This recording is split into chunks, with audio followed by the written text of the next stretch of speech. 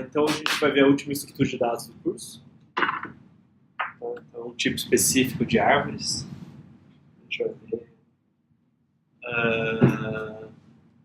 Poderia ter apresentado junto com as árvores quando a gente viu lá atrás. A gente não vai usar nada de grafos ou hash, nada. Tá? Mas é uma estrutura de dados com uma peculiaridade. A utilidade dela é diferente das coisas que a gente viu durante o curso. E já vai ficar claro o que eu quero dizer com isso. Então eu achei melhor deixar mais para o final. Tá? E ver no final. Ela vai ser um pouco diferente do que a gente está acostumado. Então, para poder discutir isso tudo, a gente precisa ver um pouco sobre como funciona a memória do computador.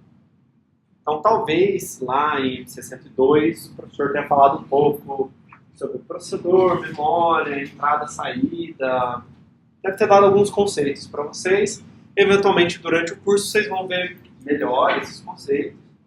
Né? E hoje também eu não vou explicar exatamente como é o computador, como funciona, mas eu vou falar um pouquinho sobre a memória e alguns conceitos que eu preciso da memória. Tá? Então, a gente costuma dizer que o computador, a memória do computador, ela tem uma hierarquia. Tá? Então, você tem algo do tipo o HD, né, o hard disk, ou o que hoje em dia é mais moderno, o solid state, os discos de solid state, né? Então, você tem o hard disk drive, o solid state drive, que é o popular, o HD, né, onde você guarda os seus arquivos. Então, isso aqui é uma memória permanente. Permanente em que sentido? Eu escrevo nela, eu desligo o computador, quando eu ligo, os dados estão lá. Tá? Então, um HD, um SSD, um pendrive, são memórias permanentes. Tá? Antigamente tinha outros tipos de memória permanente que a gente usava, como fitas, cassete. Tá? Então, tinha outras formas de pensar em como guardar dados. Hoje em dia a gente usa ou hard disk ou solid state drive. Tá? A gente costuma chamar essa da memória secundária, porque a memória onde se guarda as coisas não é a memória de trabalho, onde a gente vai de fato executar o programa, alocar dados, etc. Tá? Então você tem o HD ou o SSD, tanto faz, a única diferença é que o SSD é mais rápido que o HD. Você tem a memória RAM, né, a memória de acesso aleatório, que é onde estão os programas em execução. Então, quando você manda rodar o seu laboratório ele está no disco, né? Você criou o lab.c, ele está no disco, você compilou, gerou um lab lá só executável, ele está no disco. Quando você manda executar, ele é copiado do disco para a memória RAM, para ser executado na memória RAM. Não é executado no disco, ele é executado na memória RAM. Tá? Então, os programas que estão em execução, eles estão na memória RAM e os dados que ele aloque, todas as variáveis dele, a pilha de execução, os mallocs que você deu, tudo, toda a memória associada àquele programa que está sendo rodado, está na memória RAM. Tá? E essa é uma memória que ela é volátil. Se cai, eu estou usando um desktop, não um notebook, cai a energia, eu perco tudo que está em execução. Aquela velha coisa, não salvei o laboratório, caiu energia, perdi o trabalho das últimas 2 horas. Quando você salva no disco. Enquanto você não salva, aquele só existe na memória RAM, caiu a força, você não tem mais energia, a memória RAM acaba, apaga. Tá? Ela é mantida via eletricidade.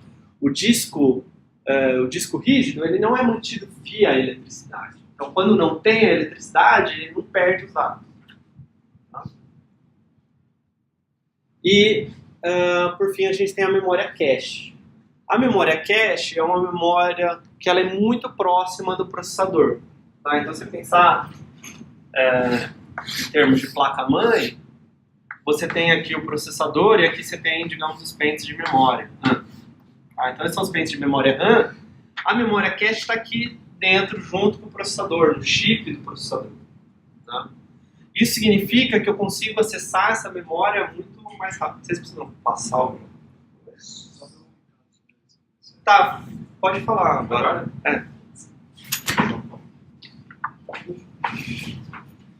Gente, desculpa atrapalhar, o pessoal está bem corrido. Meu nome é Matheus, faço... Eita! Não faço ETA, eu faço física aqui no Unicamp. A gente queria apresentar a vocês um pouco qual que é a nossa chapa, Coragem para Vencer o Medo, que é uma chapa que está disputando no DCE agora, justamente contra a chapa que já estava no DCE, que é Por um Dia Nascer Feliz de Novo. A gente acha que temos concordâncias importantes, que é a questão do da luta contra o Bolsonaro e do governo Dória, que vai acontecer no próximo ano, que vão vir aí para arrebentar com as universidades, com os nossos direitos. Não é à toa a reforma da Previdência que estão propondo, a reforma do ensino médio, o Escola Sem Partido, que é para cercear o debate político na sala de aula, nas universidades e nas escolas. A gente acha que a gente tem que ter direito de debater tudo que a gente precisar, tudo que a gente quiser, porque a gente tem que pensar e repetir o que é a nossa universidade, a gente tem o direito disso. A gente acha que os estudantes têm que participar desse debate, dessas escolhas coletivamente. Então, é importante que a gente, próximo ano, se envolva nos principais ações contra esses governos que vão acontecer e, principal, tenha uma entidade que possa nos auxiliar, que não seja igual ao DCE desse ano, que não refletiu em nada o processo de luta contra o aumento do bandejão, porque o DCE não nos ajudou, não ajudou os estudantes na luta contra o aumento do bandejão, não apoiou os funcionários da sua greve, não esteve com os estudantes organizando contra o governo Bolsonaro, contra o Bolsonaro até mesmo antes do segundo turno. Eu acho que foi uma gestão que ficou muito aquém da necessidade do movimento estudantil, e nesse momento a gente precisa de muita unidade porque de fato a gente não vai conseguir fazer tudo sozinhos, mas unidade de enfrentamento ao que vai vir, e aí isso a gente acha que a gente consegue expressar muito corretamente na nossa chapa, com mais de 100 alunos inscritos, nos apoiando, estando na nossa chapa, construindo esse programa conjuntamente com várias frentes coletivas, a frente pro Cotas, a frente pro Permanência, que entendemos que a necessidade do próximo ano é ter um DCE que vá lutar, e não um DCE que fique só de picuinha, enquanto tomando café com a reitoria, enquanto não faz assembleia com conjuntos de estudantes em um debate amplamente com todo mundo. Então, se vocês puderem participar do processo, vai até quinta-feira, vai ser muito importante que todo mundo possa participar, conhecer as chapas e vão estar aí saber esses 3 dias para debater com o máximo de pessoas possíveis. Beleza? Obrigado. Obrigado, professor.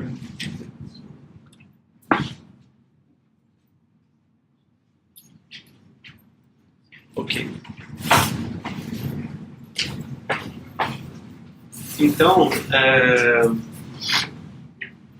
tem o HD, né? A memória secundária, a memória permanente, onde a gente guarda os dados. A memória RAM, que é a memória de trabalho, tá? E essa memória cache, que é uma memória que está perto do processador. Mas se a memória RAM é a memória de trabalho, para que serve essa memória cache? No fim das contas, o processador ele trabalha nessa memória cache.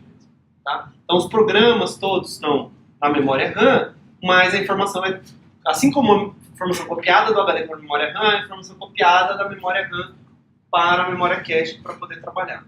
Tá? E tudo isso é feito para a gente, programador alto nível, de uma maneira automática que a gente não percebe. A gente precisa abrir arquivos, vocês devem ter visto isso em Python, né? Abrir, fechar arquivo, salvar arquivo, modo leitura, modo escrita, não sei o quê, quando a gente está pegando um arquivo do HD. Então a gente acaba trabalhando com essa parte. Mas essa parte da memória RAM para o cache, a gente não vê isso acontecer. Então essa informação é copiada da RAM para cache, tá? Por quê? Porque essa memória está próxima do processador e porque ela é mais rápida. Tá? E aí ele trabalha direto aqui, pegando pedaços de informação que ele precisa para cá. Tá? Então só para vocês terem ideia, esses são os dados de uns 2 anos atrás, talvez, não atualizei. Mas, então, o valor em dólar hoje deve ser um pouco mais barato, tá? Mas a proporção deve ser mais ou menos a mesma. Tá? Então, se você pegar um HD, a velocidade dele, em geral, é até 200 megabytes por segundo. Ele consegue escrever 200 megabytes por segundo. Sei lá, quanto é 200 megabytes? Um filme numa qualidade razoável tem uns 600 megabytes, talvez. Né? Bem ruim a qualidade. Qualidade bem ruimzinha. Talvez bem ruim. Hoje em dia talvez tenha uns quase 3 GB. Hã? 1080. Um 1080p uns 3 GB, talvez. Talvez uma série seja uma coisa. Assim, 600, 800 mais. Tá? Isso aqui é a velocidade máxima que um HD desse consegue chegar e só ele lá direto escrevendo. Na verdade, quando você for rodar na sua máquina, nem vai chegar a tudo isso. Tá? Em geral, você vê HDs de até 4 terabytes. Se você quiser ter mais, em geral, você tem vários HDs. Né? Talvez hoje em dia até tenha maior. Mas hoje em dia tá muito... deve ter de 6, talvez tenha de 8, mas começa a não compensar, começa a compensar ser T2, vai ser mais rápido no T2 do que ter um só. Tá? Então, meio que o usual, talvez, digamos, parou meio que no 4 terabytes, e hoje em dia a gente está falando muito mais de SSDs do que de HD. E aí, bom, então uns 2 anos atrás, quando eu fui preparar esse slide, eu fui na Amazon, peguei uns HDs lá de 4 terabytes para ver quanto custava por gigabyte. Tá? Então, isso aqui está dividido para ver por gigabyte. Então, custam 5 centavos de dólares por gigabyte. Bem, razoavelmente barato, certo? Por gigabyte. Deve ser mais barato ainda hoje. E lógico, quanto maior o HD, mais caro por gigabyte ele é. É mais barato você ter vários HDs, em geral, menores do que um maior. O SSD, ele é basicamente uma ordem de grandeza mais rápida. Tá? Então, bom, o mais lento dos SSDs é igual à velocidade do mais rápido dos HDs, e aí depois eles vão até basicamente 10 vezes isso. Tá? Então são 10 vezes mais rápido que um HD. Por isso que o pessoal hoje em dia diz que o melhor upgrade que você pode fazer no seu computador é colocar um SSD, se você tem HD. Porque qualquer programa que você for abrir, qualquer coisa que está no HD, vai ser 10 vezes mais rápido. Tá? Em geral, esses SSDs têm um tamanho de até 512 GB, sendo que os de 512 GB, em geral, são bem caros. Tá? Talvez hoje já tenha... Garantiu bastante.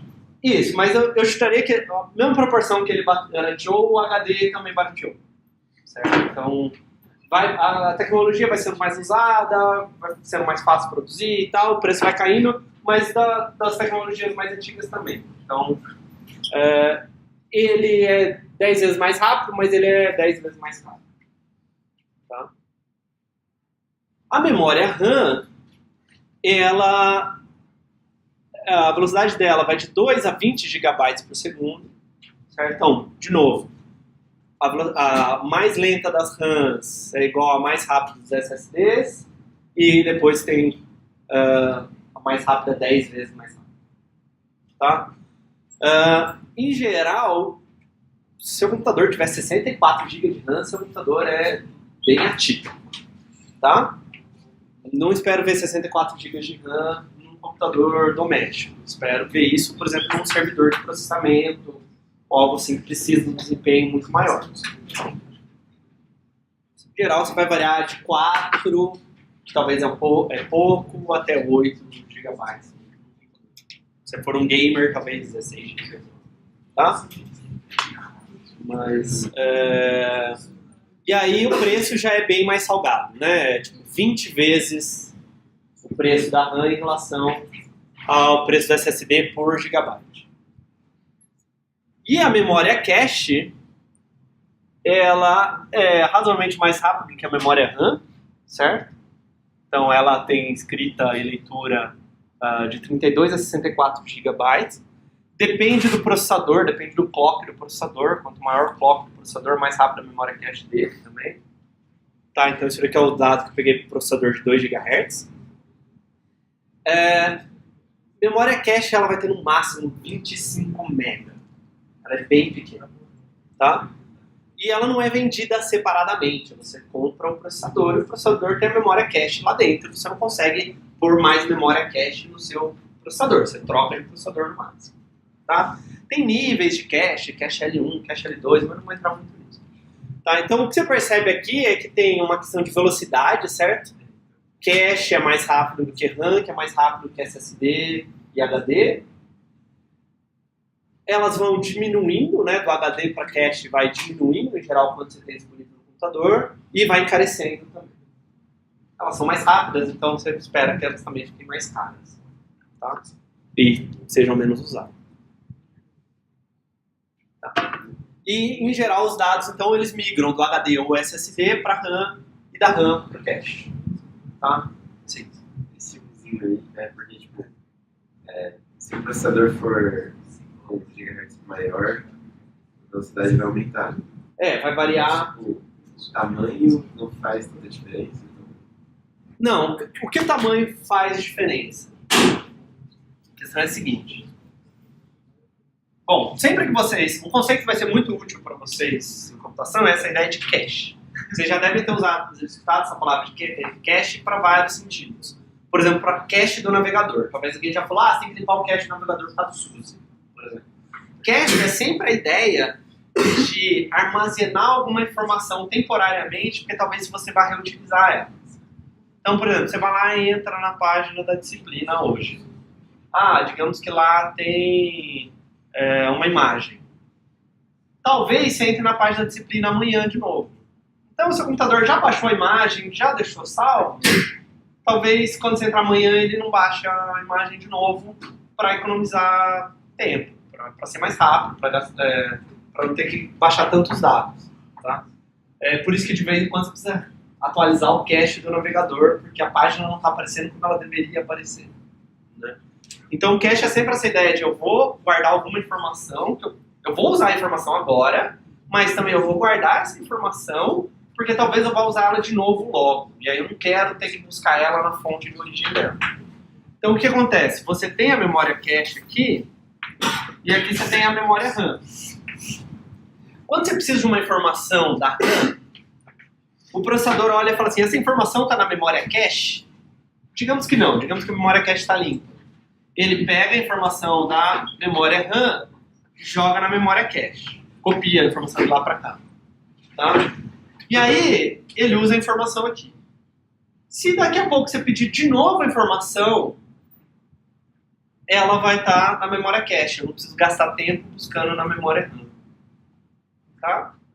Ele faz mais do que isso. Digamos que você está acessando um vetor. Você olhou a posição VI. Ele olha e fala assim, esse cara acessou a posição VI, talvez ele vai querer a posição VI menos 1, e VI mais 1, que elas são próximas. Então ele não vai lá e pega um byte. Ele vem e pega um bloco de informações e joga para cá. Certo? Aí então ele joga para cá. Agora você precisa de mais informação. Tá, ele vai lá, pega mais informação e joga para cá.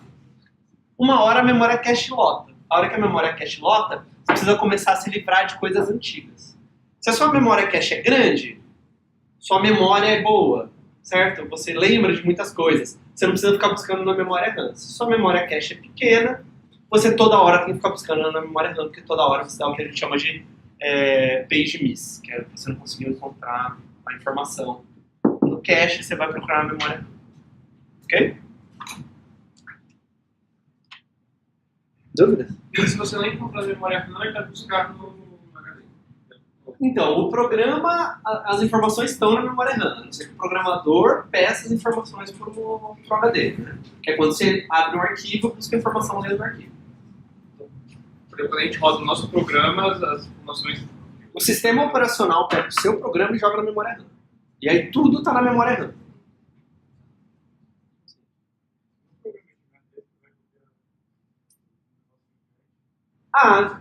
Talvez aí nesse caso ele seja esperto e pegue pedaços do programa conforme ele precisa, mas ele vai fazer isso de uma maneira automática que você não olha. O sistema operacional vai pegar.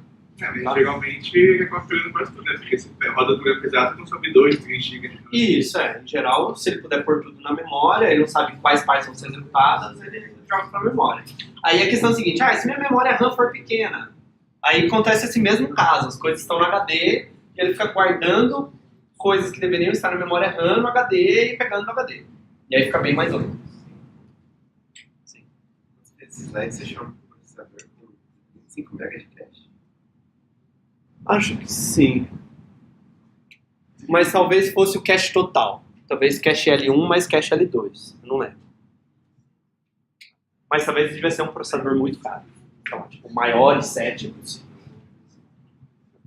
É que esses até eu queria meio que pegar assim, o máximo que você conseguia achar, não necessariamente o que as pessoas têm. Em geral, as pessoas têm bem menos que isso. Tá. Mas a aula não é sobre cache, na verdade. A aula é sobre disco. Sim. Quando você dá malloc, você dá malloc na RAM? Na RAM. Mas, de novo, a informação sempre passa pela cache. Mas está alocando na RAM. Tá. Então, então a questão é a seguinte, a gente viu estruturas de dados que elas são para trabalhar na memória RAM. Tá? Então a gente dava malloc, a gente dava free, usava ponteiros, fazia tudo trabalhando aqui na RAM, com esse trabalho indo para cache automático. De uma forma que a gente nem sabe o que está acontecendo entre o cache. Existem estruturas de dados que usam melhor o cache do que outros. Tá? Existem algoritmos que usam melhor o cache do que outros. E eles conseguem ser mais rápidos. Tá? Por exemplo, o merge sort que vocês viram tem uma versão que a gente chama de bottom-up. Certo? O merge sort que vocês viram, ele vai quebrando na metade. Tem um outro merge sort que ele pega 2 caras e faz merge, 2 caras e faz merge, depois faz merge de 4, depois merge de 8 e ordena também. Só que ele não usa a memória cache tão bem quanto o que vocês viram. Aí ele vai ser mais lento. Tá? Apesar da ideia do algoritmo ser basicamente a mesma, ele não está usando tão bem o cache. Tá? Então, essas coisas chegam a um ponto que você está falando de eficiência que começa a importar se o algoritmo usa o cache ou não. Tá? Mas a gente ficou olhando só para essas estruturas de dados que foram feitas para rodar na memória RAM. Tá? Então hoje a gente vai ver uma estrutura de dados que é para quando eu quero guardar dados em disco. Por exemplo, um banco de dados. Eu quero pegar o banco de dados de alunos da DAC. Sei lá quantos alunos tem registrados na DAC, porque, sei lá, tem todo um histórico de anos para trás, de pessoas que já se formaram, certo? Então essa quantidade de informação é grande. Ah, mas talvez caiba na memória RAM. Tá, mas e se cair a força? Aí desliga o computador e você perde todos os bancos de dados dos alunos da Unicamp. Não, você quer manter esses dados no disco, para você poder pegar esses dados quando você religar o computador. Tá? Então, como funciona um banco de dados de fato? Ele precisa guardar informações no disco para poder depois recuperar as informações no disco. Seja porque é muita informação, seja porque essa informação tem que ser permanente. Sei lá, dá uma queda de luz na Califórnia, o Facebook deixa de existir, porque as coisas estavam tudo na memória RAM. Não faz sentido, né? Tá? Então eu quero armazenar registros, informações na memória secundária, tá? Ou porque não cabe na memória principal, ou porque eu quero que a informação seja permanente, né? Como no caso de um banco de dados, tá? A memória secundária, o HD ou o SSD, então imagina que você tem seu HD. Ele é dividido em páginas, pensa, às vezes também é chamado de blocos. Tá? Então pensa que são uns pedaços aqui da memória. Tá? Cada página dessa usualmente varia de 2 MB a 16 MB. Tá? Então cada pedacinho aqui é, sei lá, 16 MB. Tá? Dependendo do sistema operacional quando ele está guardando a informação. Tá? E aí acontece o seguinte. Bom, eu tenho a minha memória RAM aqui. É a mesma ideia do cache com a RAM. Tá? Se essa página estiver na memória RAM, eu consigo acessar ela. Ela está na memória RAM, memória onde eu trabalho. Então a informação está lá disponível para mim. Tá? Se ela não está, eu preciso ir no HD, pegar essa informação e copiar de volta. Colocar na memória. Tá? Então, em geral, a gente chama de um page hit, quando eu quero a informação já está na memória RAM, e um page miss, quando eu quero a informação, ela não está na memória RAM, eu preciso buscar no HD. Tá? O ideal é que eu tenha o mínimo de page miss possível, né? Tá? Por quê? Porque o acesso ao HD é muito mais lento do que o acesso à memória RAM. Certo? Se você pegar um HD, mesmo o melhor HD, ele vai ser 100 vezes mais lento que a RAM. Tá? Isso só em velocidade direta de escrita. Ele ainda tem que começar, o HD é um disco, ele começa a girar, ele tem que achar informação no disco. Provavelmente a cabeça do disco não está exatamente onde você precisa. Tá? Tem partes mecânicas ali, a coisa é muito mais lenta do que você trabalhar com a memória RAM. Quando ele começa a escrever, aí ele escreve naquela velocidade, mas até ele começar a escrever ou começar a ler, ele demora muito. Tá? Então aqui, o meu algoritmo, minha estrutura de dados, não vai estar preocupado com o tempo de execução como vocês viram. Tá? Nas outras aulas. Lá a gente estava preocupado no número de instruções que eram executadas pelo processador. É ODN, ODN ao quadrado, ODN ao cubo. Tá? Aqui eu estou preocupado em acessar o HD o menor número de vezes possível. Tá? Porque eu vou vir pegar uma página, aí eu preciso de outra página, aí eu preciso de outra página. Cada vez que eu venho pegar o HD, no HD é muito lento.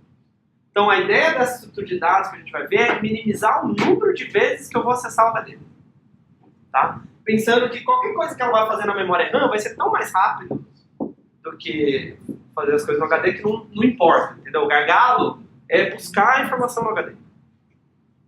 Não o tempo que eu gasto trabalhando na memória RAM. Tá? Então acessar a página que estão na memória vai ser rápido para mim. E acessar a página que não está na memória RAM vai ser lento. Tá? Mais do que isso, a gente vai usar pseudocódigo para apresentar esse tipo de dados. Eu não sei se vocês viram pseudocódigo em 102 em algum momento. Em 202, eu acho que em algum momento você só falava assim, só vou dar pseudocódigo em alguma aula de exercício. Mas a gente sempre ficou olhando códigos em C. Tá? Hoje a gente não vai ver código em C. A gente vai ver pseudocódigo. Tá? Pseudocódigo, a ideia é transmitir a ideia principal do algoritmo, tá? Mas sem se preocupar com detalhes de implementação. Então, quando eu estou falando de pseudocódigo, eu não estou preocupado necessariamente com malloc, ou com ponteiro, ou se essa linguagem faz isso, é que ela faz aquele outro. Tá? A gente está preocupado em descrever o algoritmo. Quando vocês forem para 458, 558, muito provavelmente vocês só vão ver pseudocódigo.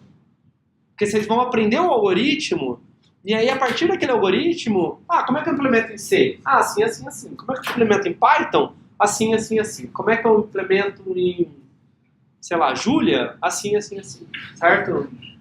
Na linguagem que vocês quiserem. Porque a ideia do algoritmo, ela vai além da linguagem. Né? Se vocês pensarem, por exemplo, no merge sort, ele vai lá, pega um vetor, divide no meio, ordena os dois recursivamente e depois faz merge.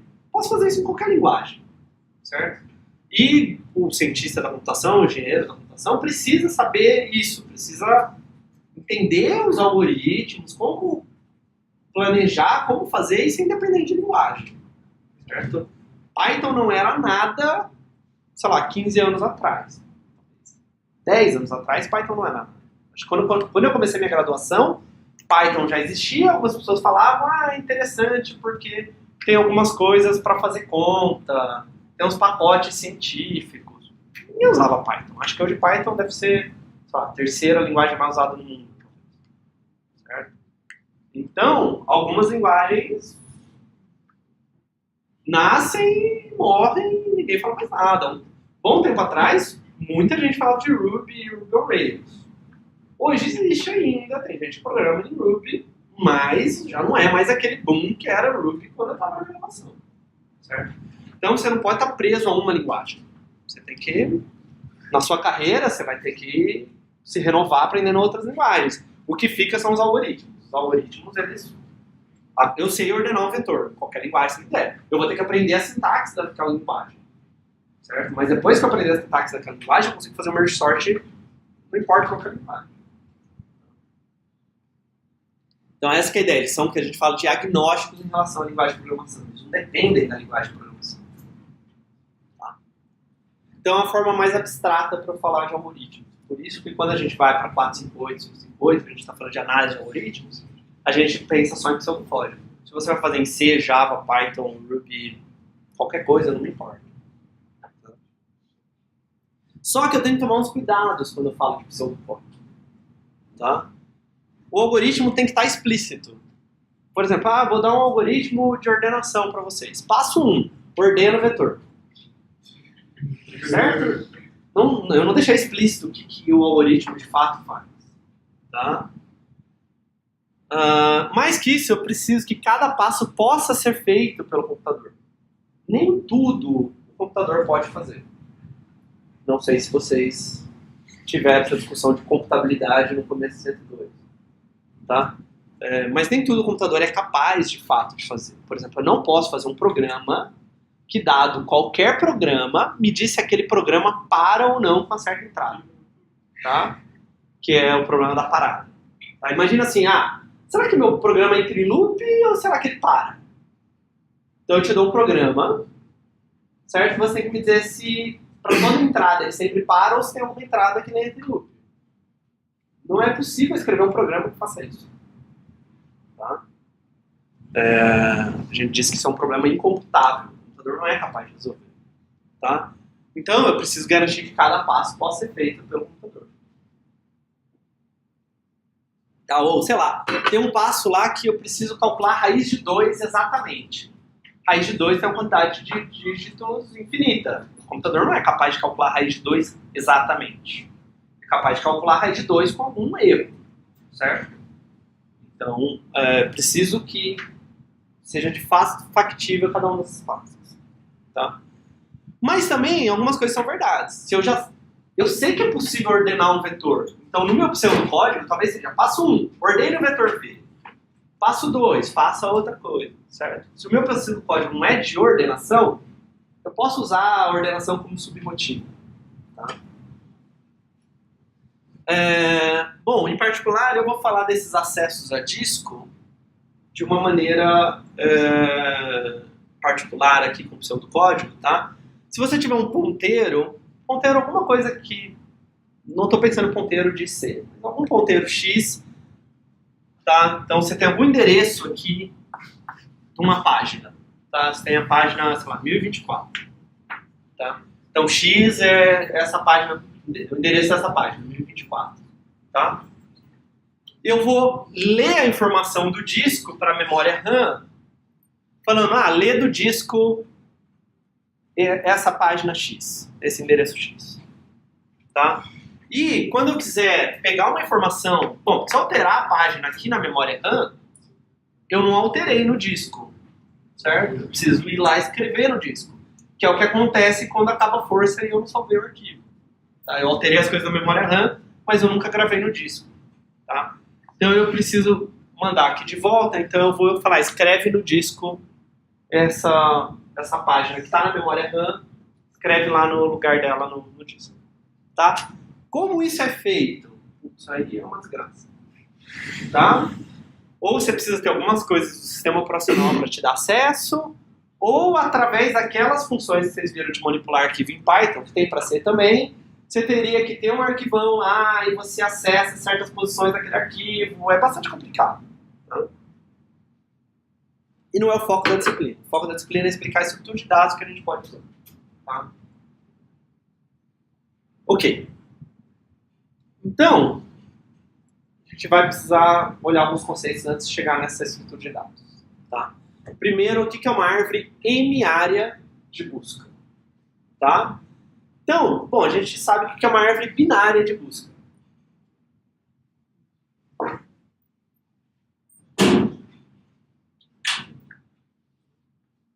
O que eu sei sobre uma árvore binária de busca?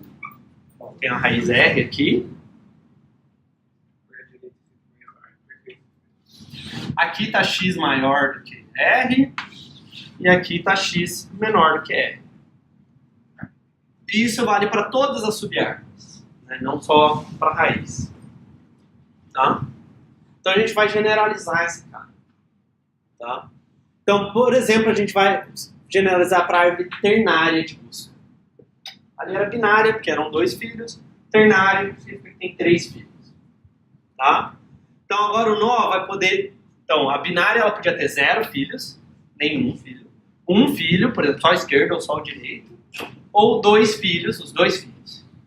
A ternária, ela vai poder ter até 3 filhos. De 0 a 3 filhos. Tá?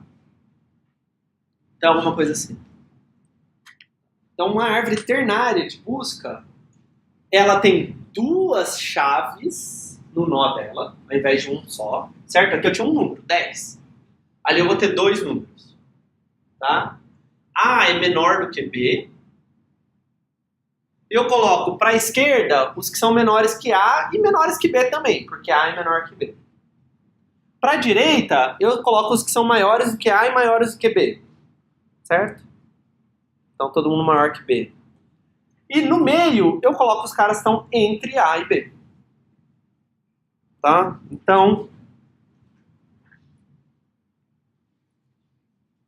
por exemplo, se eu tenho 10 e 15, para cá eu posso colocar números como 1, 9, 3 e 7.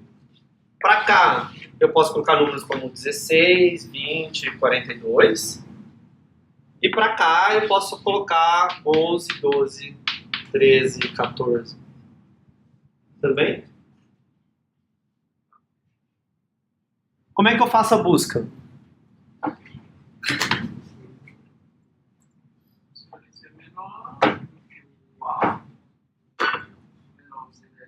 Direção, se for maior da frequência dessa direção.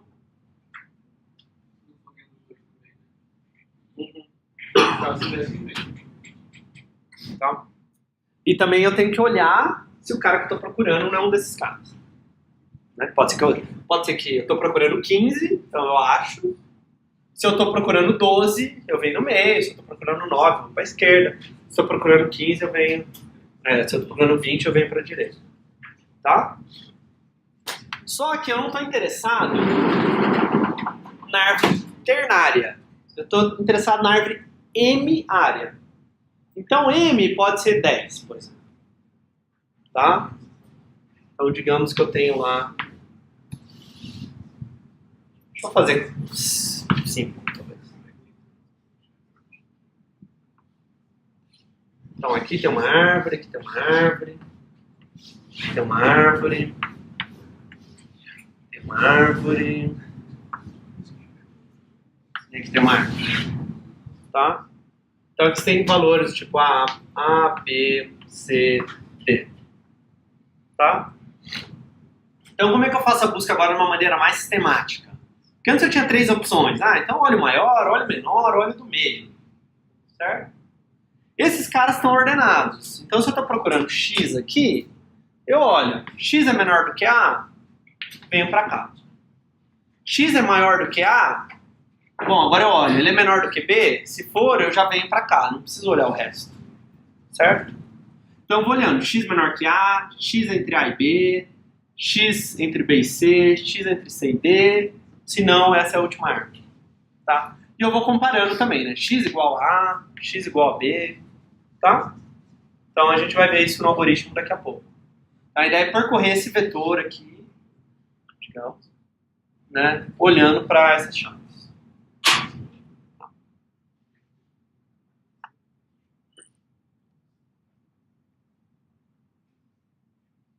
Ok, então isso são árvores M-áreas de busca. Mas a estrutura de dados que eu estou interessado não é a árvore M-área de busca.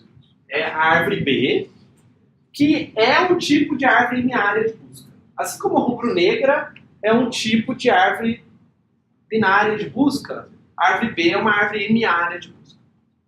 Tá? Então ela tem algumas propriedades adicionais. Tá? Então cada nó, para mim, vai ter alguns campos.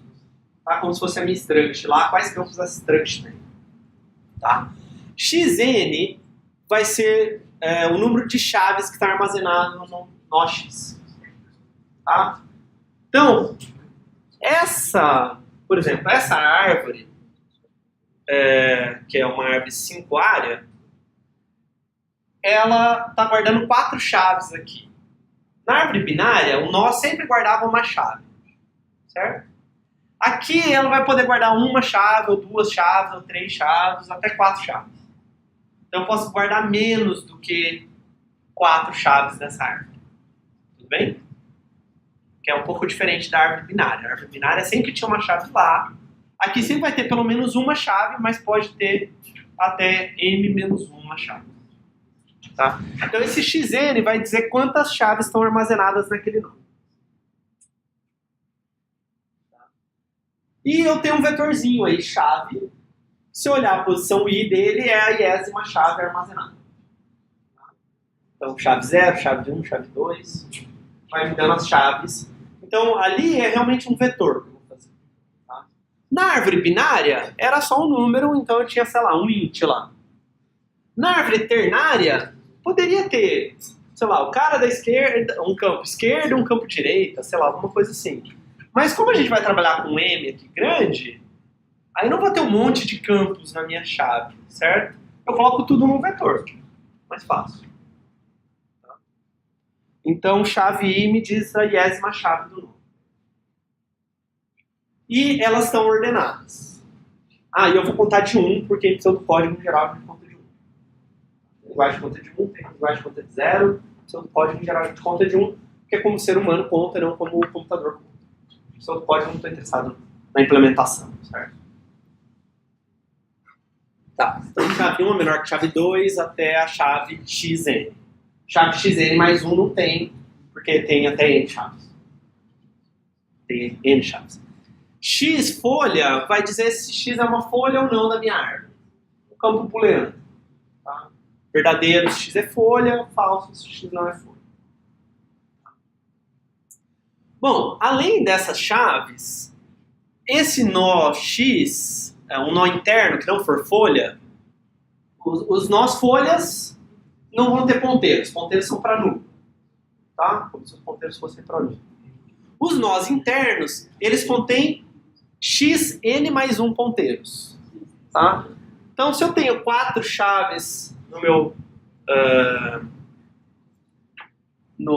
nó x, eu vou ter 5 ponteiros, 5 subárvores. Tudo bem? Porque você tem que pensar que é menor que A, que é menor que B, que é menor que C, que é menor que D e que não é menor que ninguém. Então dá N mais 1. Tudo bem? Tá? Então, se eu tivesse só uma chave nesse nó, então eu ia ter 2 subárvores. Não faz sentido ter as outras subárvores. Tem a menor que A e maior que A. Tá? E aí esse ponteiro vai ser também um vetor, que vai ser o vetor C. Então, XCI é o ponteiro para o iésimo filho. Certo? Primeiro filho, segundo filho, terceiro filho e assim por diante. E aí a gente vai ter essa propriedade da busca, que a gente tinha falado. Okay? Se essa chave K está na subárvore,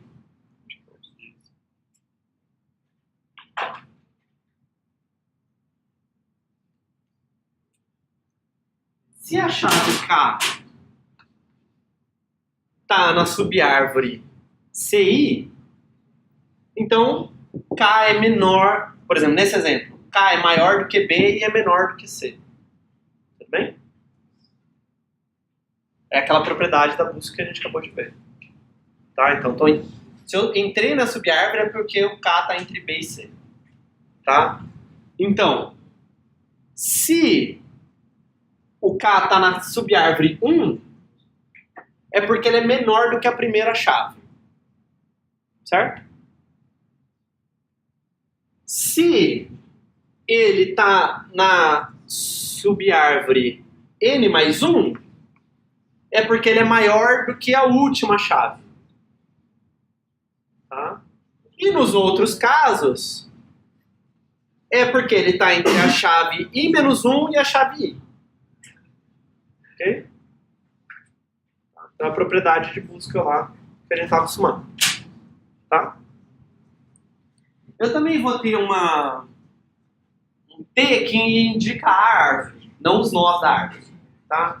Então, como se tivesse uma estante para a árvore, que é esse T. E raiz vai ser qual é o nó que é a raiz dessa árvore. Tudo bem? Então, é como se fosse uma estante com um campo lá só, que tem o ponteiro para o nó, que é a raiz da árvore. Tá? Ok, ainda não terminei de explicar como é uma árvore B.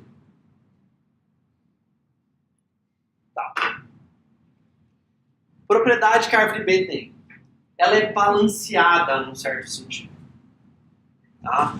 Toda folha vai estar à mesma distância H da raiz.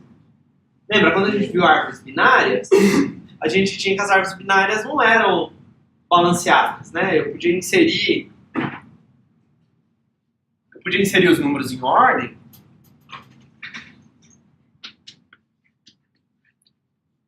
e ficar desbalanceado. Certo? Essas árvores, elas sempre vão ser balanceadas. Digamos que seja uma árvore ternária. Não pode ser assim. Tá? Porque isso são folhas que estão a alturas diferentes, estão a distâncias diferentes da raiz. Tá? Elas sempre vão ser completinhas, assim, bonitinhas. Tudo bem? A gente vai garantir isso no nosso plano. Então, H vai ser a altura dessa árvore, todas as folhas vão estar à distância H da raiz. Tá? E tem um número T, uma constante T, que você escolhe. Tá? Pode ser 2, pode ser 10, pode ser 1000. Tá? Que é o que a gente chama de grau mínimo da árvore. Tá? Todo nó... tem uma coisa que essa árvore não precisa ser assim. Por exemplo, ela pode ser assim. Nem todo mundo precisa ter 3 filhos, por exemplo. Pode ter caras que só tem 2 filhos. Mas todas as folhas estão à mesma distância da raiz. Tá? Então, todo nó, exceto a raiz, tem pelo menos T filhos. Tem pelo menos T filhos. Então, digamos que você escolheu T igual a 3. Todo nó da árvore, exceto a raiz, tem que ter pelo menos 3 filhos. Tá? Ter 3 filhos significa que tem T menos 1 chaves. Então, todo nó tem pelo menos T menos 1 chaves ou pelo menos T filhos. Tanto faz. Tá? E todo nó tem no máximo 2 T filhos. Tá? Então, por exemplo, se o seu T era 2, você tem pelo menos 2 filhos e no máximo 4 filhos. Você nem pode ter um nó com poucos filhos, nem um nó com muito filho. Tá? Então, o número de nós o número de filhos é entre T e 2T. Ok? E aí, bom, o número de chaves é 1 a menos do que o número de filhos, né? Então, tem 2T menos 1 chaves. Tá? Se a gente tem essas duas propriedades, toda árvore, toda folha está à mesma distância H da raiz. E todo nó, exceto a raiz, tem pelo menos T filhos e no máximo 2T filhos, o que acontece é o seguinte. Se você tiver uma árvore B, tá, que tem N chaves, ela vai ter a altura H que é menor ou igual do que log na base T de N mais 1 sobre 2. Tá? Por que isso? A raiz, ela não precisa ter até T filhos. Pelo menos T filhos. Né? Eu falei que todo mundo aqui, menos a raiz, tem que ter pelo menos T filhos. A raiz não. A raiz pode ter 2 filhos só. Tá? Pode acontecer isso. Mas ela tem pelo menos 2 filhos. A raiz tem pelo menos uma chave. Tá? Todo nó tem pelo menos uma chave. Então, a raiz tem pelo menos uma chave, então ela tem 2 filhos. Tá?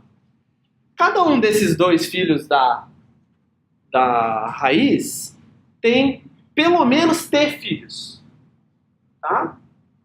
No total. Desculpa, cada um tem pelo menos T filhos, então no total a gente tem 2T filhos. Pelo menos, pode ser mais que isso. E aí, cada um desses filhos tem pelo menos T filhos, certo? Então, os 2T filhos da raiz têm pelo menos 2T ao quadrado filhos. Tá? E assim por diante. Depois, 2T ao cubo, 2T à quarta, 2T à quinta, e assim por diante. Tá? E aí, quando você soma toda essa quantidade de nós, e quantas chaves cada nó desse guarda, você vai ter esse número. Tudo bem? Lembra, quando a gente viu com a árvore binária, era a mesma coisa. A raiz tinha 2 filhos, que aí depois, quando a árvore era completinha, né? Ela tinha 2 filhos, que tinham...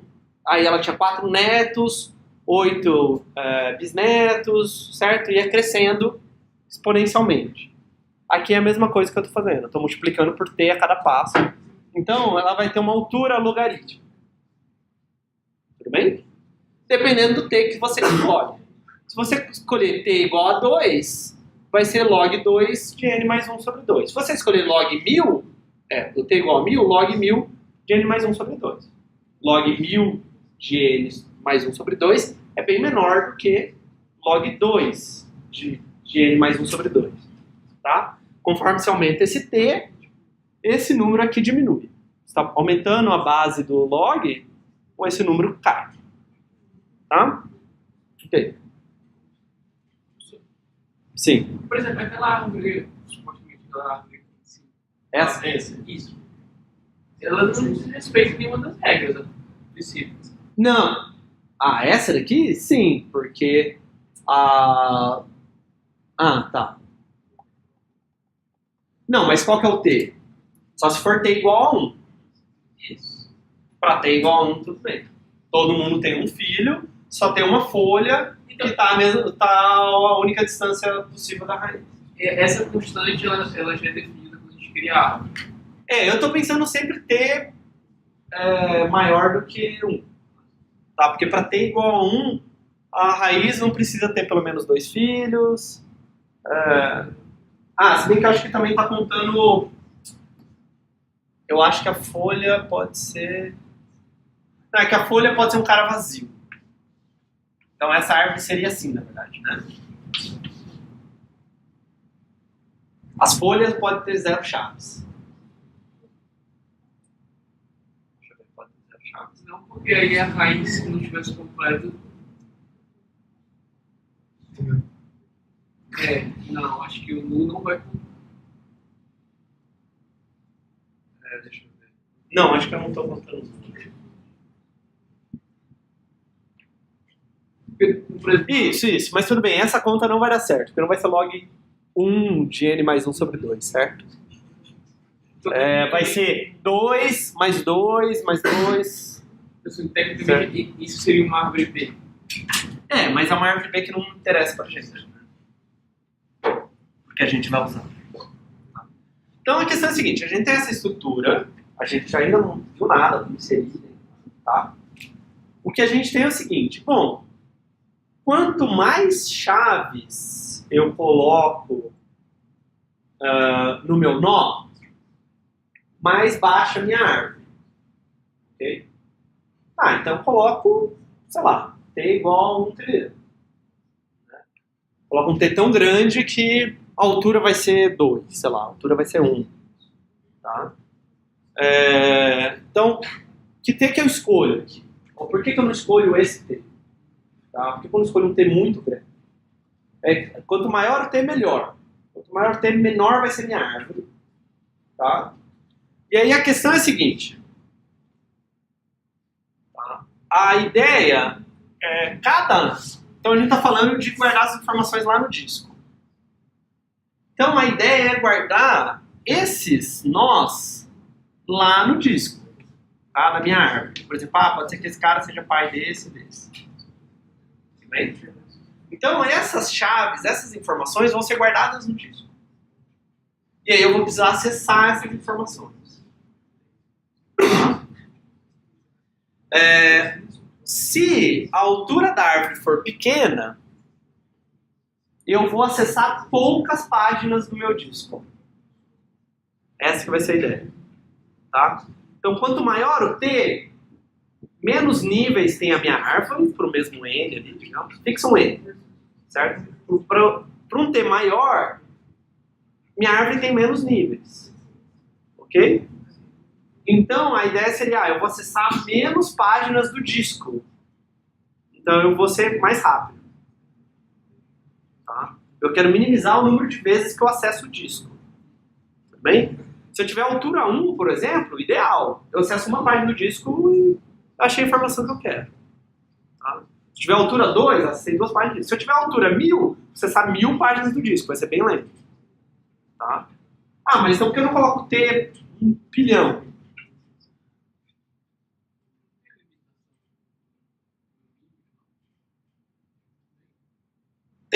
Não, então, o número mínimo de chaves é tirando na raiz tirando na raiz, né? Tá, mas por que eu não faço um nó muito, muito grande para acessar pouco disco? Você tem que fazer aquelas comparações, né? Não, eu não estou preocupado com aquelas comparações. Tudo bem, eu tenho que ficar olhando para esses caras. Como não é acesso em disco, eu não estou preocupado. Depois que isso daqui está na memória RAM, percorrer esse vetor achando o cara, ou fazer busca binária, tanto faz. Porque não cabe, certo?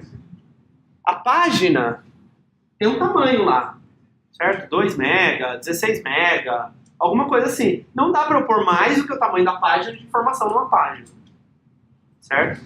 Aí se meu nó for muito grande, o nó vai começar a ocupar 2 páginas, por exemplo. Aí quando eu for pegar o nó, eu vou ter que ler 2 páginas. Aí eu estou aumentando o número de acessos ao disco, de novo. Tá? Então eu não quero isso. Então o que eu quero é que o nó caiba numa página do disco, mas que também não sobre espaço na página do disco. E quanto maior o T, melhor. Tá? Então eu não quero nem um T muito pequeno, porque isso vai desperdiçar espaço da página do disco, nem um T muito grande que me faça usar várias páginas do disco para um nó. Tá?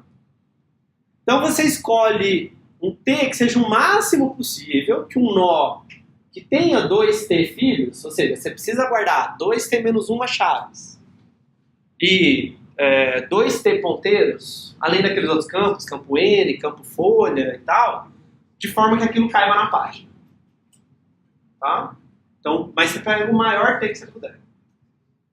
Se você, por exemplo, conseguir T igual a 1001, que é possível, se você estiver guardando números inteiros, por exemplo, com altura 2, a sua árvore consegue guardar até 10 elevado a 9 chaves. Você consegue guardar muitas chaves, certo? Então, 1000, milhão, bilhão, consegue guardar 1 bilhão de chaves, né, na sua árvore, e a sua árvore faz no máximo 2 acessos a disco. Então é uma estrutura que eu consigo, com 2 acessos, acessar muita coisa. Tá? Então eu faço 2 acessos a disco e guardo 1 bilhão de números inteiros. Ah, mas se for alunos, por exemplo, não é números inteiros, são alunos. Aí começa a complicar, certo? Porque se aluno tem nome, telefone, endereço e etc., cada chave, cada informação que eu estou guardando na árvore, ela é maior. Tá? E aí o meu T vai ter que ser menor. E aí agora eu preciso começar a ter mais acessos a disco. Tá?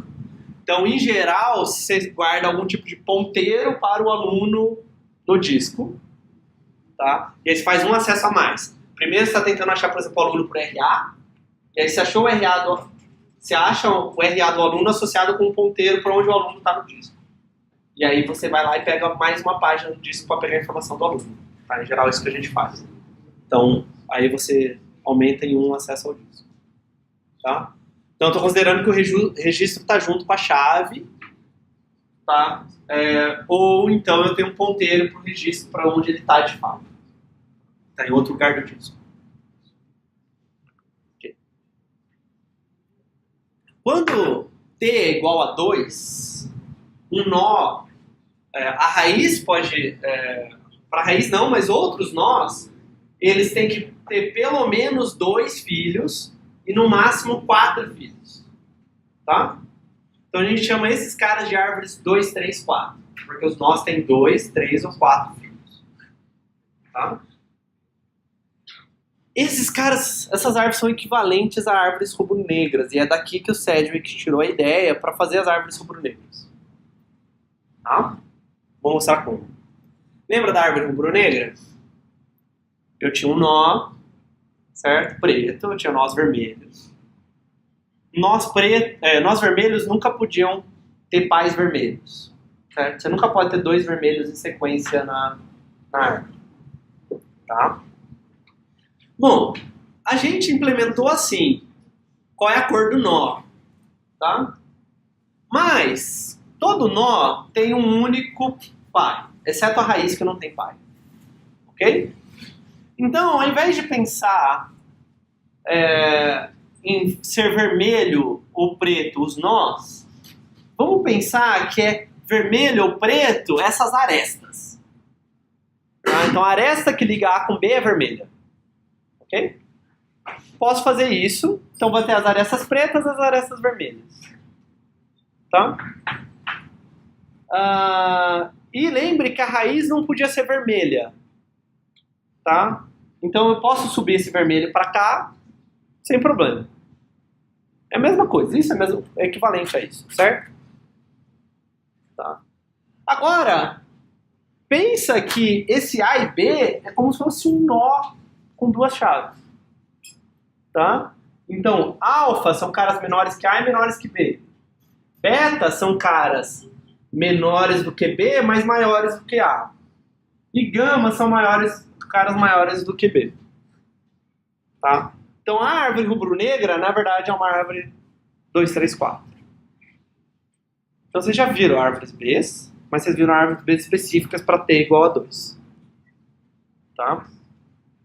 E os algoritmos, no fim das contas, lá estão pensando como evitar que você gere nós com 4 filhos aqui. Tá? Que seria, nós com 4 filhos seriam 2 vermelhos em sequência.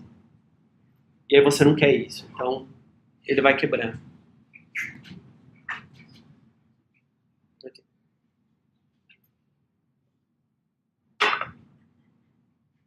Entenderam o que é a árvore, a árvore B? Então tem pelo menos T filhos, no máximo 2 T filhos. Eu quero pegar esse T, hoje na aula de hoje não vai importar isso, mas eu quero esse T bem grande, a ponto de que o nó ainda caiba numa página do disco. Tá? Ok, então agora a gente vai ver os algoritmos para trabalhar com essa árvore. Tá? Então, primeiro a gente quer procurar a chave K no nó X. Ok? Então, a árvore B, nesse aspecto, ela é só uma árvore em M área de busca. Tá? Um M específico ali. Tá? Então, verifico se a chave está em X. Se tiver, achei, legal. Se não tiver, eu busco no filho correto. É a mesma ideia da árvore binária de busca, só que agora eu tenho várias chaves e vários filhos. Tá? Então só tenho que olhar as várias chaves e eu tenho que descer para o filho correto. Tá? Então está aqui um pseudocódigo. Então você quer buscar a chave K no nó X. Tá? Então, e muitas vezes a gente escreve em português mesmo. Pseudo-código, não preciso escrever em inglês. Tá? Posso escrever em inglês se eu quiser, um monte de livro vai estar em inglês, mas se quiser eu posso escrever em português. Tá? Então eu começo lá na chave 1. Tá?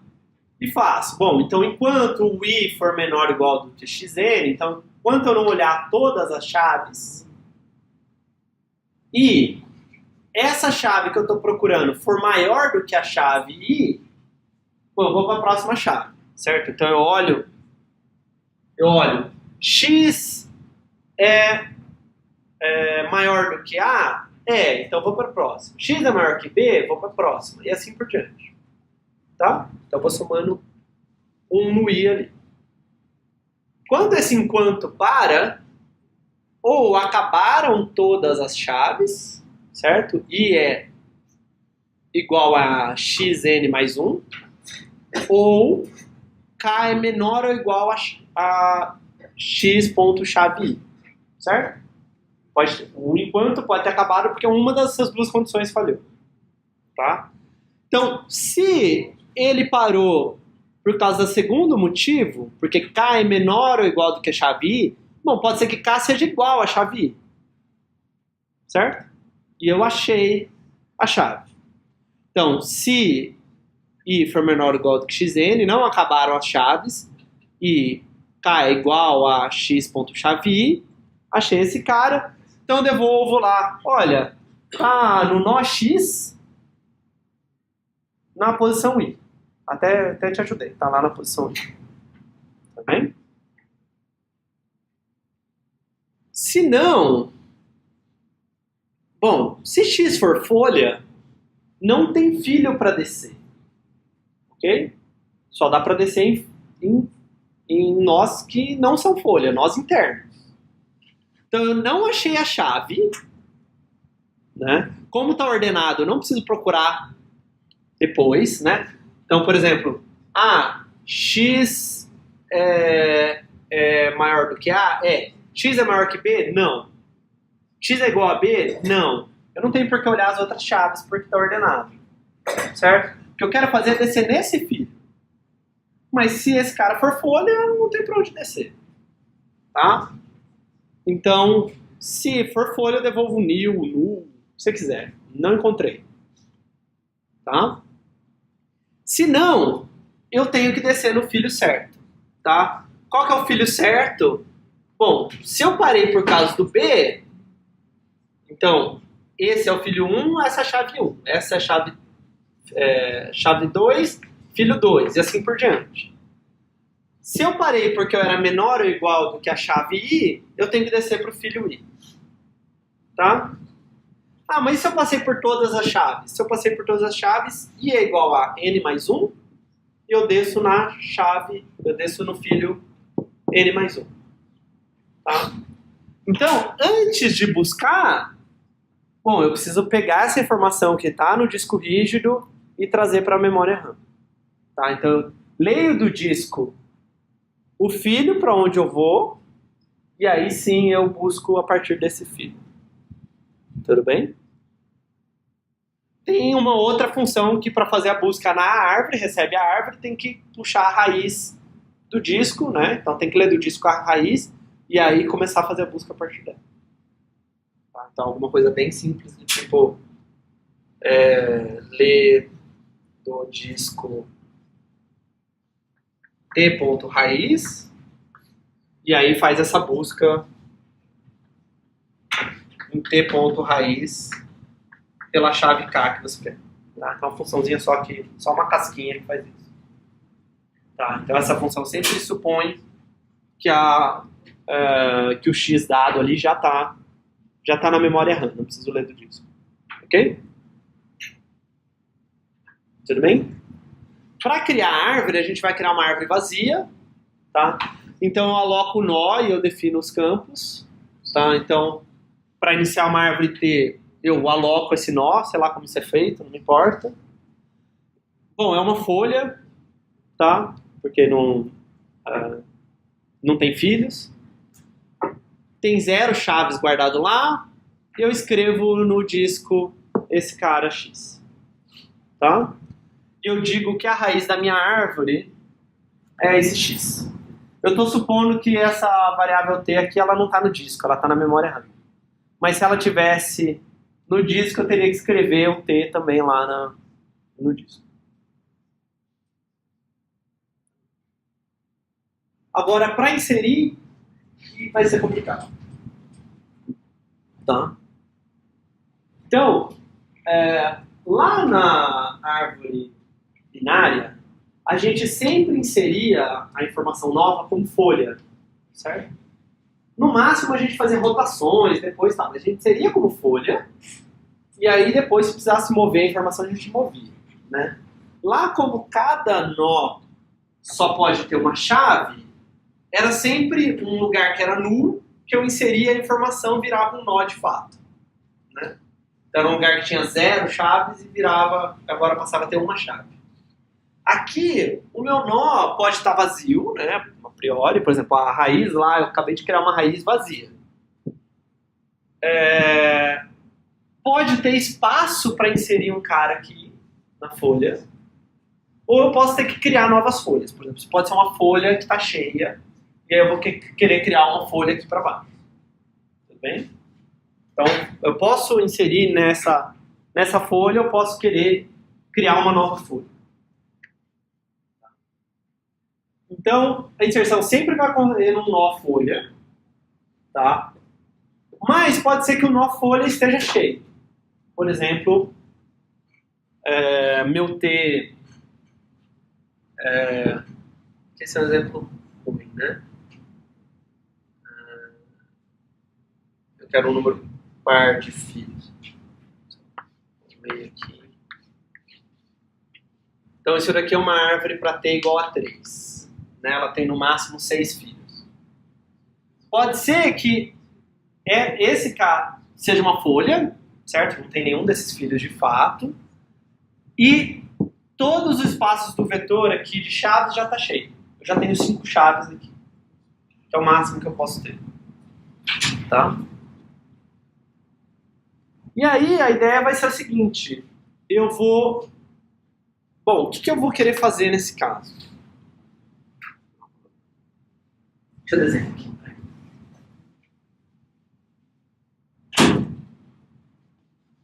Então eu tenho as chaves A1, A2, A3, A4 e A5.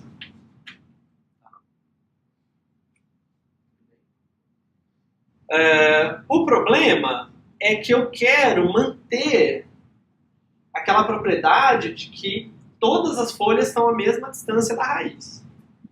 Não posso quebrar essa propriedade. Se não era fácil. Se não queria inserir um cara, eu colocava um nó aqui, colocava a informação aqui e acabou.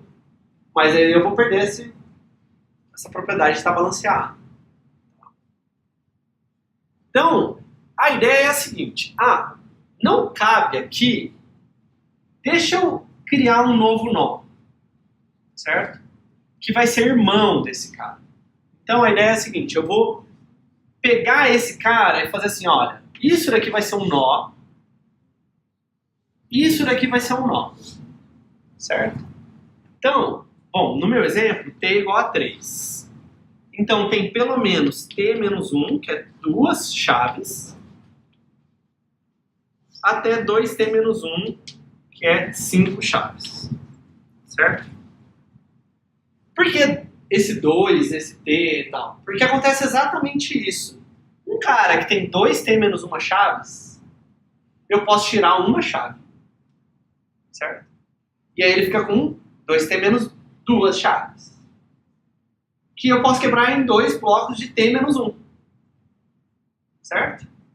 Então, aqui é uma chave, aqui é T menos 1 chaves, aqui é T menos 1 chaves.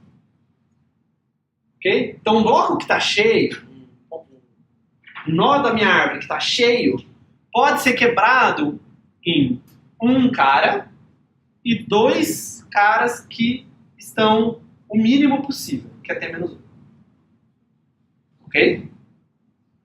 Como que eu vou fazer essa quebra? Na mediana. Certo? A mediana é o cara que está no meio desse vetor que está ordenado. Tá? Então, os menores que o cara da posição do meio do vetor vai ficar num nó, e os caras que são maiores que o cara do meio vão ficar em outro nó. Tá, mas e esse cara? Esse cara, então, chave T é a mediana. Ok? Então, você tem 1, 2, 3, até T menos 1. Chave T é a chave que está na posição da mediana.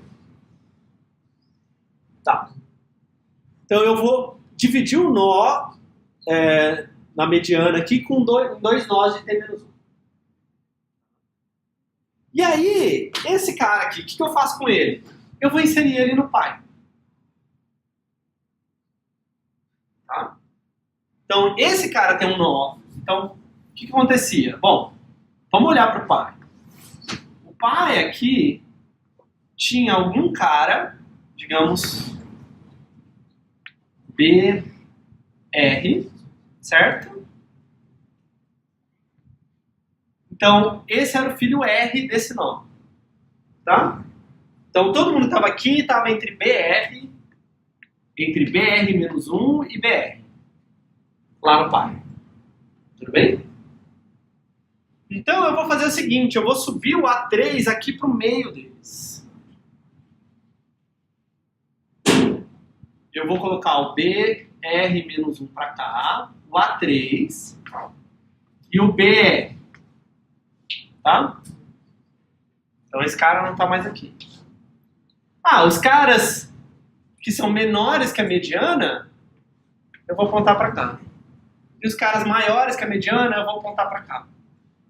Certo? Tava todo mundo, A1, A2, A3, A4, A5, estava entre BR-1 e BR. Ok? Agora, quando eu coloquei o A3, bom, A3 era entre BR-1 e BR, então eu tenho que seria aqui, para manter o vetor ordenado. E mais que isso, todo mundo menor que a mediana está entre BR-1 e a mediana. Todo mundo maior que a mediana está entre a mediana e BR. Tudo bem? Essa é a ideia do algoritmo. Quebro em 2 e subo a mediana para o pai. E arrumo os ponteiros para resolver o problema aqui. Né? Tem que arrumar os ponteiros, tem que colocar o A3 lá no lugar certo do vetor. Mas e se o pai estiver cheio?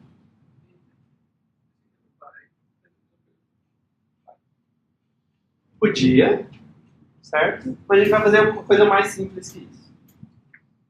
A gente vai, conforme a gente for inserir um nó, toda vez que a gente passar por for inserir uma chave, toda vez que a gente passar por um nó que ele está cheio, no caminho da inserção, né?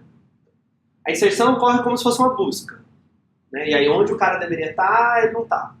Tá? Então, conforme eu vou andando, fazendo uma busca para fazer a inserção, toda vez que eu ver um nó cheio, eu vou quebrar ele em 2. Certo? Porque aí, bom, e aí, mas eu vou quebrar ele em 2 e vai ser no pai. Se o pai estava cheio? Não, se o pai estava cheio, eu já tinha quebrado. Certo? Então, a cada momento, esse cara não vai estar cheio, porque se ele estivesse cheio, eu já teria quebrado ele. Tá? Mas e a raiz? A raiz não tem pai para subir. Não, tudo bem, eu vou quebrar. A raiz, como ela não tem essa limitação do T, vai ser mais fácil. A raiz é fácil de quebrar se ela estiver cheia. Se a raiz não estiver cheia, bom, o filho dela, se estiver cheio, eu posso quebrar e inserir na raiz. Certo? Aí o filho desse cara, se estiver cheio, eu posso quebrar e inserir nele. E assim por diante. Então, conforme a inserção vai descendo, fazendo esse caminho da busca, vai quebrando nós que estão cheios em 2. Mesmo se não precisasse. Talvez não precise, certo? Talvez esse cara esteja cheio, esse cara não, e eu não precisasse quebrar esse. Mas já quebra. Talvez mais pra frente vai precisar. Tudo bem? Então a gente vai quebrando conforme a gente desce. Pra eu não ter que... Por que eu não faço o contrário? Bom, eu podia descer, quebrar e voltar quebrando. É um algoritmo possível. Dá pra fazer. O problema é que eu vou ter que ler as páginas descendo e ler as páginas voltando. Então eu vou ler o dobro de páginas. Tá? Aqui eu vou descendo, já quebrando. Então o pai nunca vai estar cheio. Tá? Então aqui tem um exemplo do que eu desenhei na lousa. Né? Eu vou pegar um nó que está cheio e eu vou quebrar ele em 2 nós. Esse é um nó com 2T menos 1 chaves. Vou quebrar em 2 nós de T menos 1 chaves e subir a mediana na posição correta. E arrumar os ponteiros aqui. Tá? A ideia é essa. Vocês entenderam a ideia? Beleza. Porque o código é feio. Tá? Mas vamos entender o que cada pedaço está fazendo. Tá? Então, primeiro, eu tenho essa situação. Tá? Eu estou no pai x aqui. Esse pai não é cheio. Tá? E eu quero dividir o filho dele. Eu quero dividir o iésimo filho dele. Então essa função nem está inserindo ainda. Essa função só vai dividir o filho. Tá? Como dividir o filho mexe no pai, eu estou, na verdade, do ponto de vista do pai, dividindo o filho. Tá? Não estou esperando chegar no filho e o filho insere no pai. Eu estou no pai, vejo um filho que está cheio e eu vou quebrar ele porque eu vou mexer tanto nele quanto em mim. Tá? Bom, então... aqui está o x, tá? Aí eu aloco um novo nó z, que vai ser esse irmão aqui, tá? Que vai surgir agora. Então esse é o z. Começa lá vazio, tá? Vou chamar de y só para encurtar esse iésimo filho do x, que é o cara que eu quero quebrar, tá? Então esse é o x e y z, tá? Bom, se o y for folha, o z também é folha, certo? Porque se ele não tiver nenhum filho para cá, bom, o Z também não vai ter nenhum filho. O Z vai pegar alguns filhos, né? O Z vai pegar algumas subárvores aqui do Y, mas se elas não existirem, ele também vai ser folha. Tá?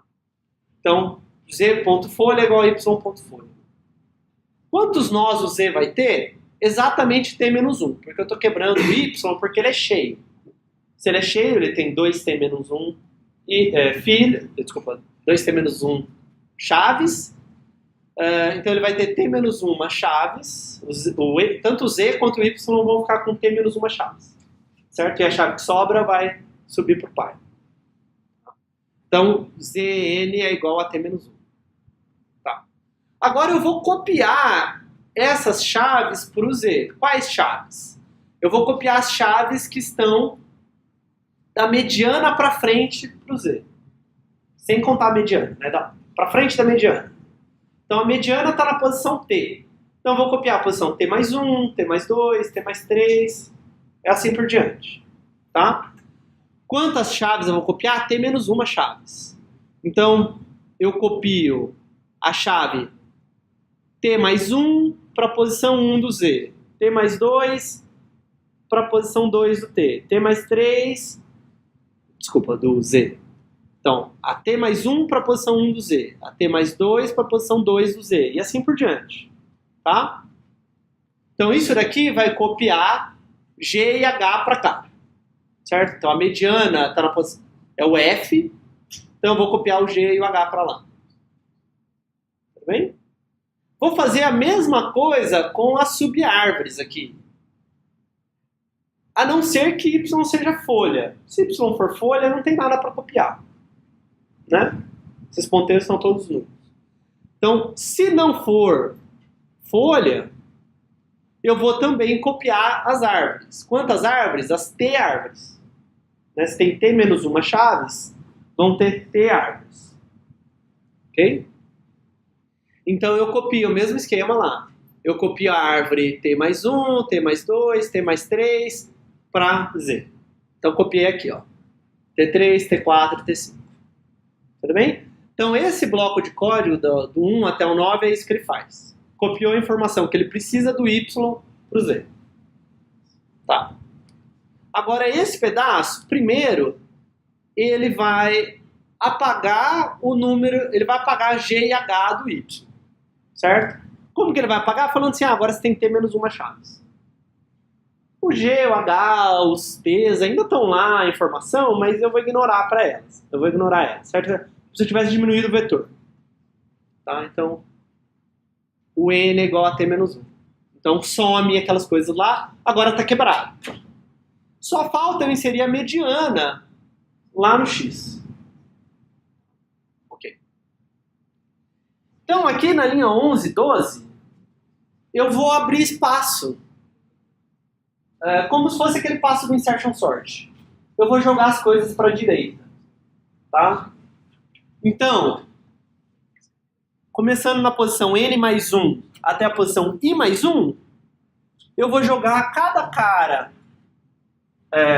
cada filho e cada chave para a direita lá no X.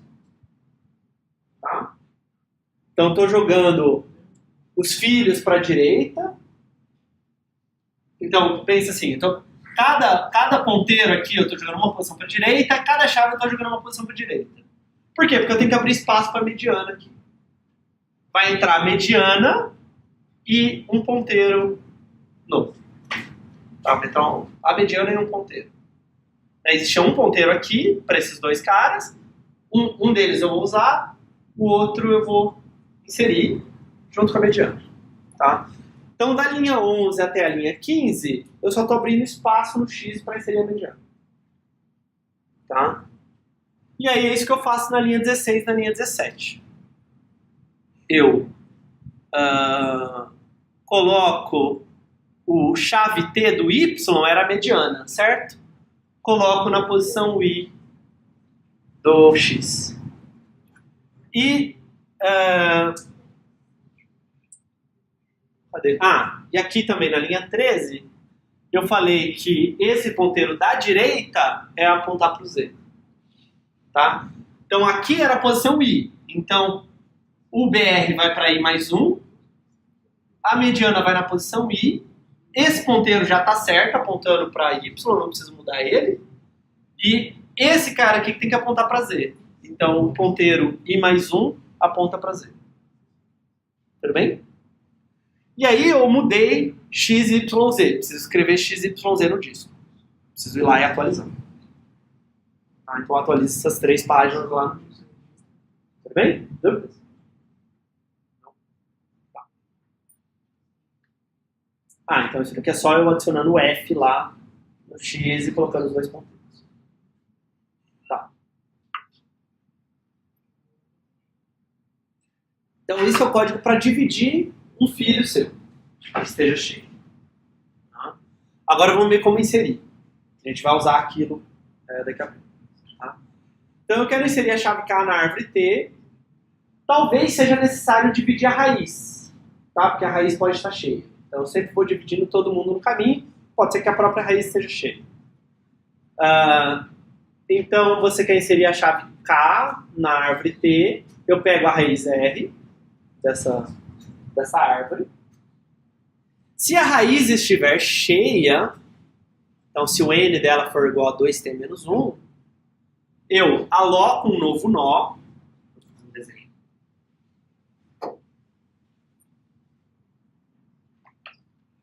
Tá, então você tem aqui A1, A2, A3, A4 e A5. Essa é a raiz. Tá? Então eu aloco um novo nó S. Tá? Na linha 3. E digo que a raiz agora é esse cara. Bem? Essa vai ser a minha nova raiz. Bom, não é uma folha, porque vai ter esse R aqui. Tá? Também vai começar com 0 nós aqui. Zero chaves. Então tem 0 chaves aqui no começo. Estranho, né? E ela tem um único filho, que é esse cara aqui. Tá?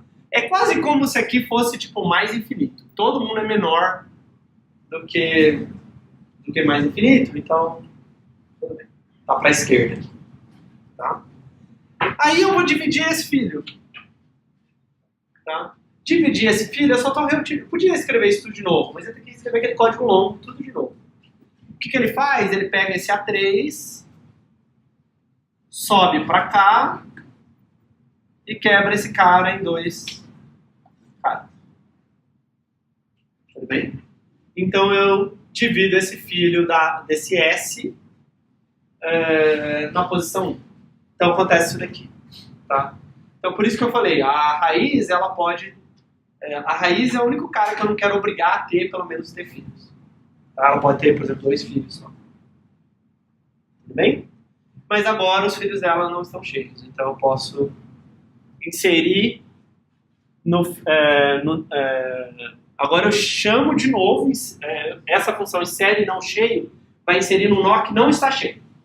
Tá? Então, eu chamo agora para inserir em S, porque S não está cheio. E aí a função segue. Tá? Se eu não quebrei, se eu não fiz tudo isso, então eu insiro não cheio no R. Porque o R não era cheio, então eu posso inserir nele. Então nesse momento, o nó que eu chamo insiro não cheio, R ou S, não está cheio. Certo? Essa função só vai funcionar se o nó não estiver cheio. Tá. E agora para inserir não cheio. Falei que era complicado. A ideia não é tão complicada, mas o código é chato. Tá? Isso porque tem opção do código. Hã? Isso porque tem opção do código. Tá? Então eu quero inserir a chave K num nó X que não está cheio. Se for folha, bom, o nó não está cheio, é fácil, certo? Eu só tenho que inserir a chave no lugar correto. Tá? Então é basicamente como se fosse um insertion sort. Um passo do insertion sort. Eu quero inserir o K, eu vou jogando os caras para a direita, enquanto o cara que eu estou vendo for maior do que o K. Então, enquanto eu vejo alguém maior do que o K, eu vou jogando para a direita. Ou até eu ter jogado todo mundo para a direita. Tá? Então eu vou jogando lá. Chave I mais 1 é igual a chave I. Jogando todo mundo para a direita, subtraindo 1 no I. Quando esse enquanto acaba, eu estou na posição certa para inserir a chave. Então, eu insiro K lá na posição I mais 1. Tá? Agora, esse nó tem uma chave a mais, então xn é igual a xn mais 1. E eu escrevo no disco esse x, porque eu atualizei esse nó x. Então, a folha é fácil de inserir. É tipo inserir num vetorzinho ordenado. Tá? Se não for folha, aí eu preciso descobrir qual que é o filho que eu vou inserir, ver se esse filho não está cheio, talvez esse filho esteja cheio. Se esse filho estiver cheio, eu tenho que dividir o filho para aí poder inserir. Tá? Então, primeiro eu vou descobrir onde eu vou inserir. Então, aqui, de novo, eu estou começando de trás para frente, como esse código aqui. Tá? Então, eu estou começando lá na última chave, e eu vou subtraindo 1 enquanto a chave que eu olhar for for maior do que o K. Então eu olho assim, esse é maior do que o K, esse é maior do que o K, esse é maior do que K, esse cara é maior, esse é maior, esse é maior, esse é maior, esse é menor. Então eu tenho que inserir entre B e C. Tudo bem?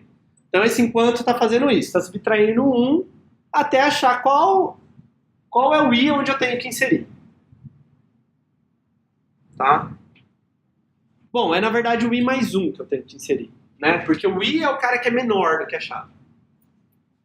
Tá? Então eu preciso inserir nessa posição aqui, entre B e C. O C era o último cara que era maior do que B. Tá? Então eu quero o I mais 1. Então eu corrijo aqui o I para ser igual a I mais 1. E aí agora eu quero inserir nesse filho aqui. Então eu leio do disco esse cara para poder inserir nele. Tá? O problema é se esse cara estiver cheio. Se esse cara estiver cheio, eu preciso dividir ele primeiro antes de poder continuar inserindo. Tá? Porque eu só insiro em caras não cheios. Então se esse cara estiver cheio, eu divido esse filho xi. Tá? E aí uma coisa estranha acontece.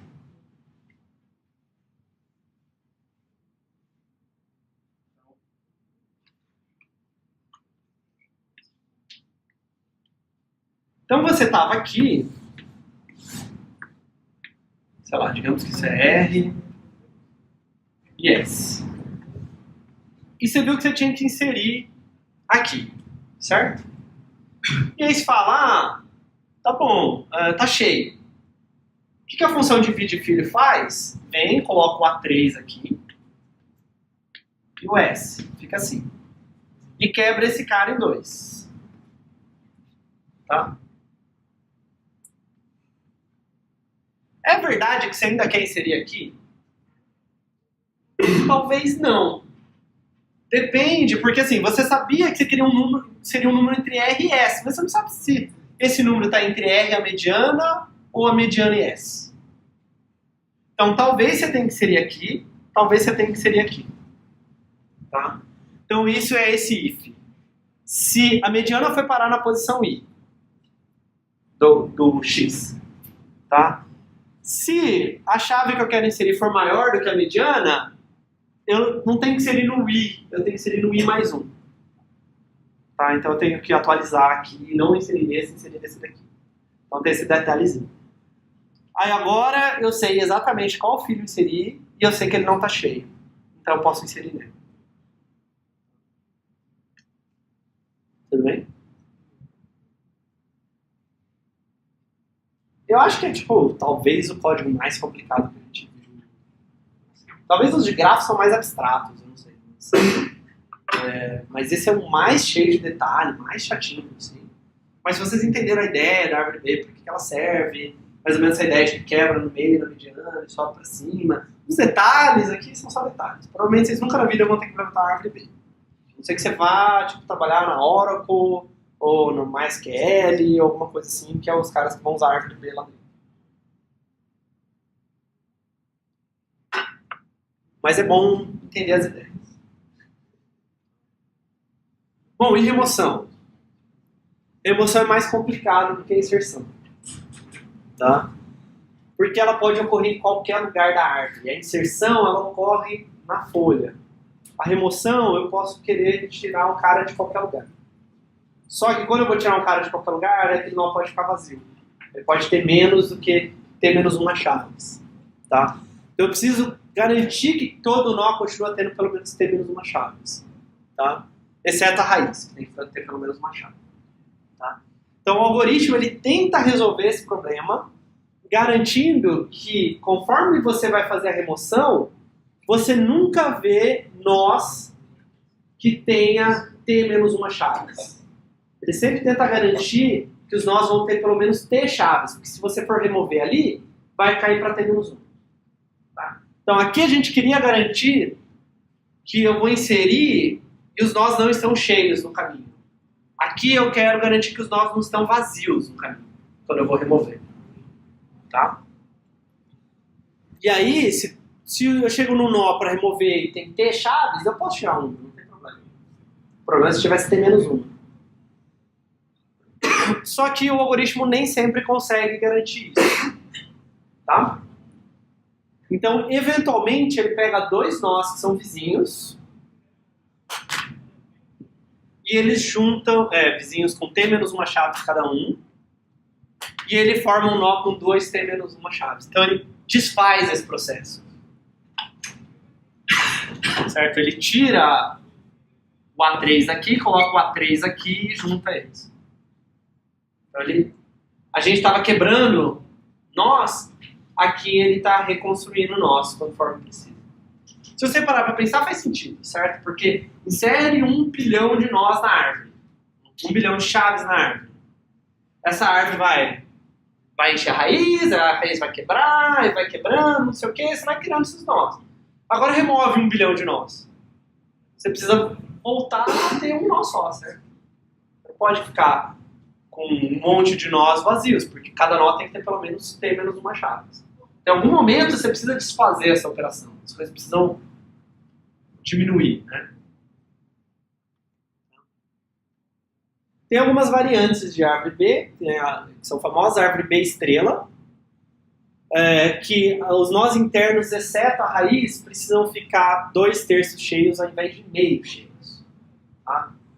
O problema da árvore B, em termos de número de páginas que eu acesso, é ok, mas o espaço que eu ocupo de cada página, eu posso ocupar metade da página, certo? Nos nós que tem T menos uma chaves e T ponteiros, eu estou ocupando metade só do que aquela página existe. Então, vamos dizer assim, eu tenho 64 GB de dados, eu vou precisar de 128 GB de fato. Porque cada página vai estar mal ocupada. Então, a árvore B estrela tenta resolver isso falando assim, não vou deixar ela meio cheia, vou deixar ela 2/3 cheia. Só que aí tem problemas, porque aqui, pegar uma coisa que está cheio e quebrar na metade é fácil. Como é que eu pego uma coisa que está cheia e quebro em duas coisas de 2/3 cheias? Não consigo. Então eu tenho que pegar duas coisas que estão cheias e quebrar em 3 coisas que estão 2/3 cheias. Certo? Então, o algoritmo começa a ficar bem mais complicado. Porque eu quero economizar espaço. E tem as árvores B+, que é aquele exemplo que eu falei dos alunos. Imagina que eu tenho que guardar os dados dos alunos da Unicamp. Como é muito dado para cada aluno, o nó em si vai ser muito grande. Né? Cada chave vai ser muito grande, então aquele T que eu vou escolher vai ter que ser pequeno. Certo? Então a chave B+, o que ela faz? Por exemplo, digamos que eu quero procurar por RA. Ela coloca só o RA nos nós internos, e aí nas folhas, sim, que ela coloca o RA e o resto das informações. Tá? Então, basicamente você acha a informação e você sabe para onde ir para pegar o resto da informação. Tem outras técnicas para arquivos também. Tá?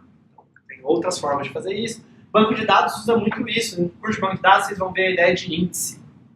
Então você fala assim, em geral eu busco os alunos por RA, em geral eu busco por nome, em geral eu busco, sei lá, talvez por RA e por nome, certo? Então eu quero que a busca por RA e por nome seja eficiente. Então o que o banco de dados vai fazer? Provavelmente ele vai fazer uma coisa como uma árvore B, né, guardando as chaves do RA com ponteiro para o registro do aluno no banco de dados. E aí você cria uma outra árvore B que é por nomes. E aí uma outra árvore B que é por, sei lá, CPF. Alguma coisa assim. Então você cria estruturas de dados, você tem os dados lá em algum lugar, e aí você cria novas estruturas de dados apontando para aquela informação. Tá? Pra você ter várias formas de buscar aquela informação de maneira rápida. O problema é quando você atualiza aquela informação, você tem que atualizar essas estruturas. Então quanto mais índices você tem, quando você insere, você tem... eu tenho que inserir aqui, eu tenho que inserir em todas as estruturas. Tem que remover em todas as estruturas. Então, quanto mais índices, a inserção e a remoção vai ficando mais pesada. Mas a busca fica mais rápida. Você consegue buscar por outros campos mais rápido. Imagina que eu quero buscar vocês por endereço. Provavelmente eu vou ter que fazer uma busca sequencial, porque é tão raro fazer uma busca por endereço, não vale a pena ter que gastar mais espaço e mais tempo na hora de inserir para isso.